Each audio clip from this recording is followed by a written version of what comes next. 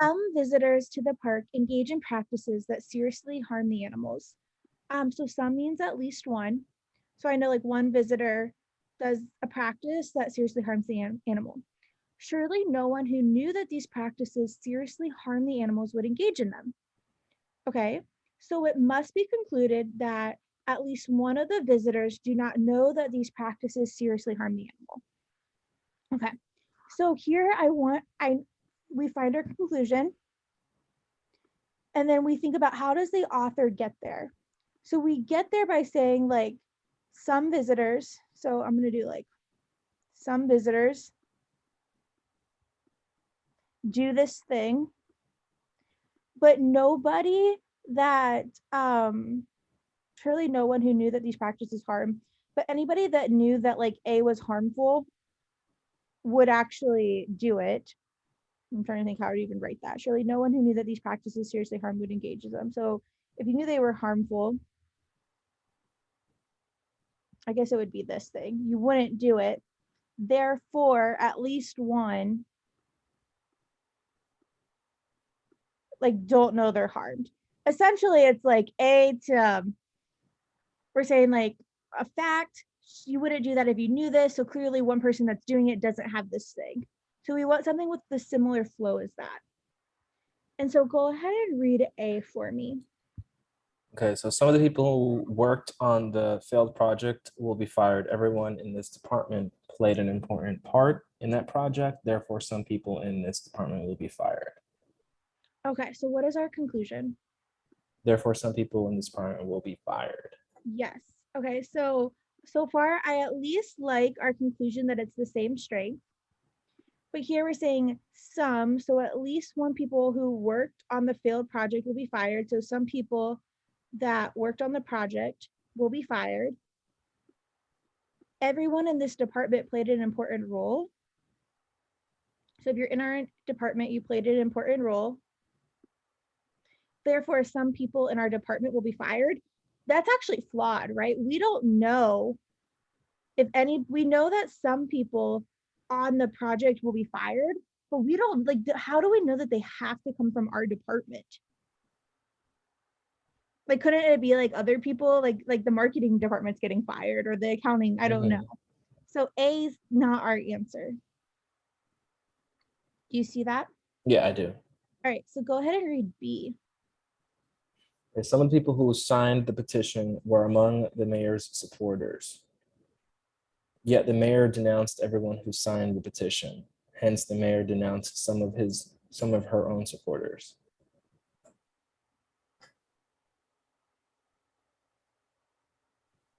All right, so what's our conclusion? Hence, the mayor denounced some of her own supporters. Awesome. So, and then our reasoning for that is we say some. So some people that signed the petition support the mayor. So I'll say mayor support. The mayor denounced. So if you sign the petition, the mayor does not like you. Therefore, the mayor denounced some of her own supporters. I don't hate B. I would probably leave B at first and go on. Yeah. All right. Okay. C says, some of the people polled live outside the city limits. However, no one who can vote in the city elections lives outside the city. Therefore, some of the people polled cannot vote in the upcoming election.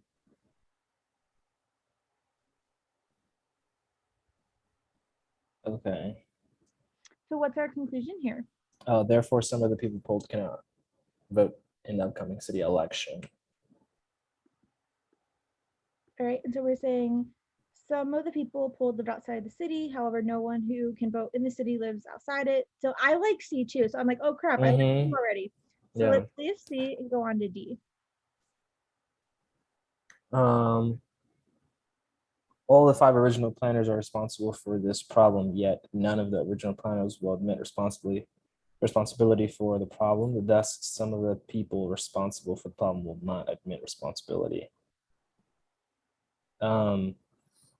the last part after thus is the conclusion that some of the people responsible will not admit So responsibility. I automatically don't like this one because it uses the word all.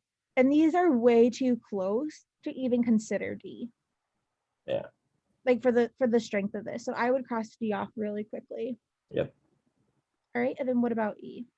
Some members of the Liberal Party are in favor of the proposed ordinance, but all the members of the city council are opposed to the proposed ordinance. And I can't see the bottom. Oh, I'm sorry. Hence, some members of the city council are not liberals.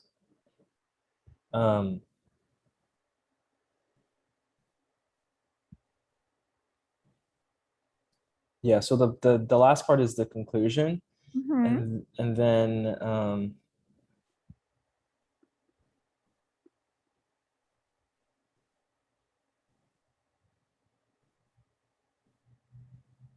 I think This is actually flawed. Like, couldn't the city council be made up of entirely of liberals who support the ordinance?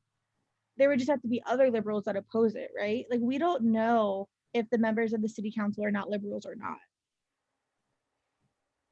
oh, because it doesn't mention it. Yeah. Yeah.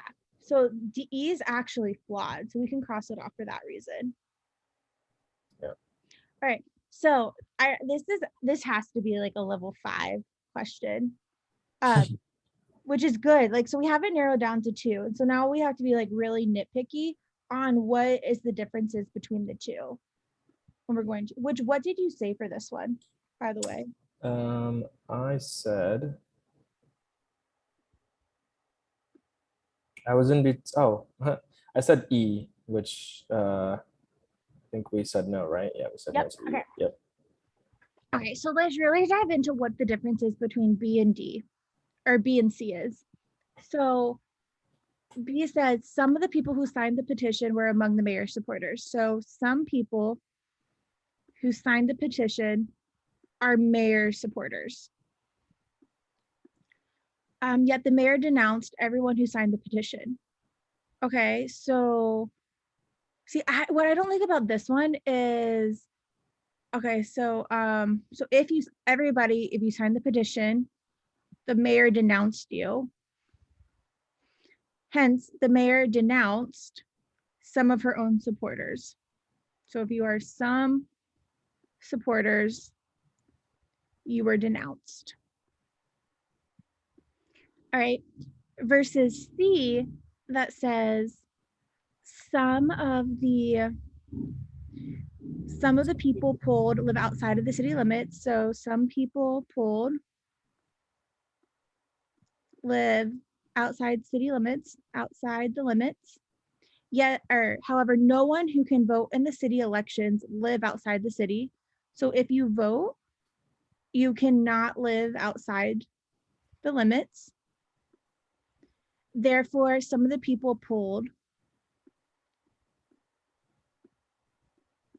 cannot vote in the upcoming election. Okay. So the big difference between these two is we have a negative. I think it's this denounced that's going to be where it's the not. But let's go up here and read this. So we say some visitors in the park engage in this practice. Surely no one who knew about this would do it. So it must be concluded that some person did not know about these practices seriously harm it. So our answer is going to be C.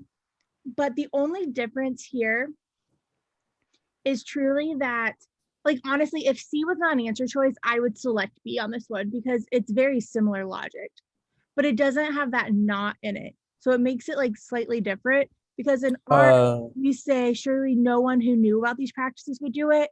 And in C, we see no one who can vote in the city would do it. And this says this is like more of a positive that like the mayor actually did it. That's literally the only thing that is different between the two. If C was not an answer, I would be comfortable selecting B.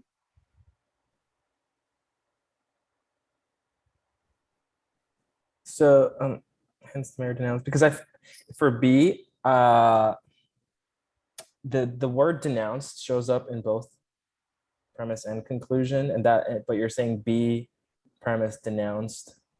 Which Like, I put mayor and I think this is why I struggled to see this, is I put mayor denounced when I diagrammed, when really I should put here like mayor denounced and make it positive. And here I should make it mayor denounced. So it doesn't have the same structure, because we don't have something being crossed off and then going from like, so essentially we go from A to B, we go from C to not B, and then we go from A to not C here in our art. And that's what we do in our argument too. Where technically what B is doing is it's going from A to B, A to C, A to C, A to C, and we need it to be not C. And where I tricked us up is I diagram mayor denounce as like not mayor, which isn't great. Like, I mean, it's nothing wrong with that. It was harder to see then. Got it. Yeah, no, it makes sense because the conclusion in the stimulus is negative. Yeah. Okay. That's a level, that has to be a level 5. Yeah, it was a tough one.